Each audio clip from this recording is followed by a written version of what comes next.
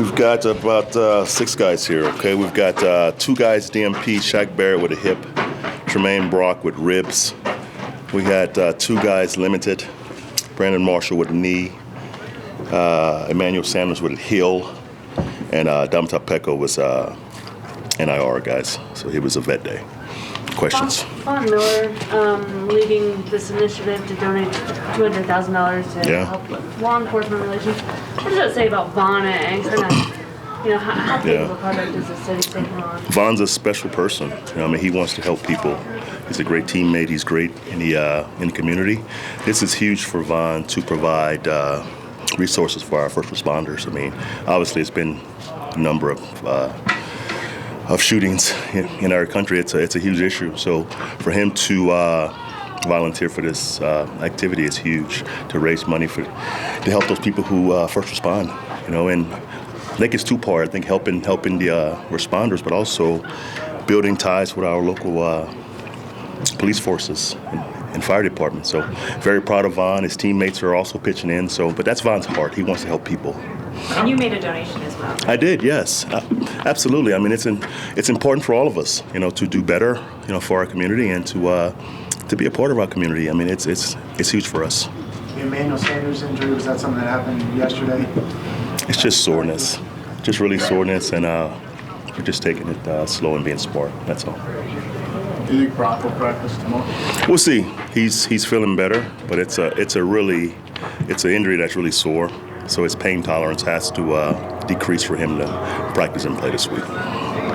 Vance, I know you chatted about this yesterday, but how gratifying is it to see this offensive line coalesce and be able to play the way they have, especially the last 2 weeks? It's awesome to see. We've got a bunch of young guys playing at a high level right now. Sean and Chris coaching these guys, and they're responding. And to lose your 3 leaders and your 3 best interior guys, that's hard to overcome.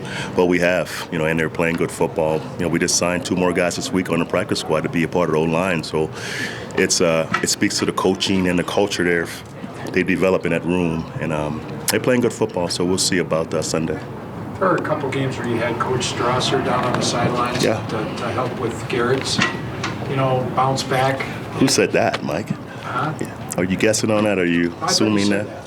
I did not say that. You did not say that? No, I don't think so. Well, how is Garrett? How is his poise? And Garrett's played his best games since I've been here the last 2 weeks. Well, last 3 weeks, I would say. He's had a chance to block the best rushers in the league the last 3 weeks. He's done a good job. I thought against the Chargers, he had his best technique game. He didn't have the lapses where he lost his technique and lost his hands. So he's playing at a high level right now. He's a first-round pick, so we thought he could beat us. But he has to continue to work on technique and to play with more consistency. If he does that, he will be what we want him to be. Vance, early in the week you talked about Tom McMahon and the job he's done for special teams for you guys. Go back to that search for a special teams coordinator. What was ultimately led you that direction? And I know it's obviously timing when those guys are available, but how is he the right fit? First of all, he's done a great job, with our unit. He's a great teacher. He's a great fundamental teacher, just with tackling and blocking and those things. I think the search was it was tough the first year because it wasn't anybody available. Those guys are so valuable, no one's letting them go.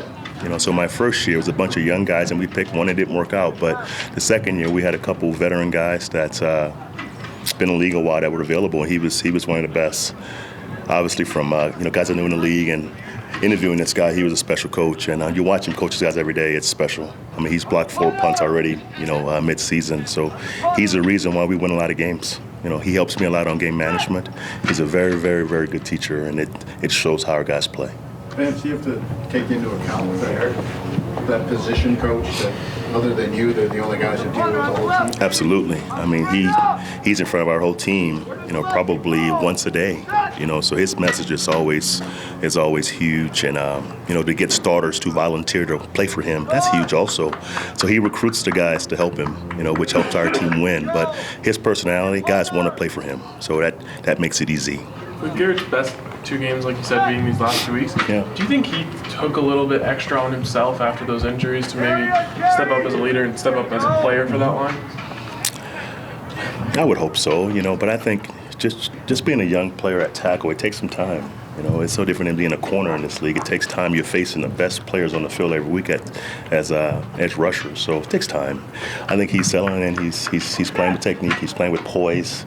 After the bad plays, he's bouncing back quicker. That's important when you're a young player. But I just think he's a guy that's coming into his own. He's very talented. So we knew with time he's going to be a good player, but now it's showing. Is left tackle, corner, quarterback, people see your mistakes? Is that part of the... Absolutely. And it affects the game, right away. If a left tackle whiffs on a rusher, it's a sack. It could be a sack fumble. If a corner gets beat on a 9-ball, everyone sees it. The same with the quarterback. He throws a pick, everyone sees it. So those 3 spots, when you're drafting for your team, they always priorities. Rushers obviously, tackles and corners. Obviously, the quarterback is always important, but those 4 spots make or break your day on Sundays. Do they have to handle criticism better or more efficiently than other players? I would think those spots get paid a lot of money for reasons because it's so important to your team. So, with that comes more responsibility. So, yes, they have to handle more criticism because, it's their mistakes are glaring. Everyone sees them. What's the level of optimism that Brandon Marshall will be back? He's practiced for 2 days. He wants to go, but obviously, we have to see how he feels tomorrow morning, after 2 days of practice. But he wants to go. And if he's ready to go, he will. If he's not, he won't. Is there something you've learned over the last couple of years on how to get a team ready for a road stretch? No, I've worked in San Fran where you traveled on Fridays, every East Coast road trip. And when we played good, we won. When we didn't play good, we lost. No magic to it. Coach, how do you prepare for a guy like John Ross's speed? That's a good question. He's a 4.22 guy. He runs vertical routes. If you're a corner, you have to know that, first of all. What he's good at and how fast he is and just play over top. It's no magic formula to it. Lots of guys are fast in this league, so you have to cover them. Last week there was a lot of excitement to win it for Emmanuel playing against Pittsburgh. This week with Domaton, maybe even more so, and you also as returning. How do you feel about that? You want to win it for Domaton?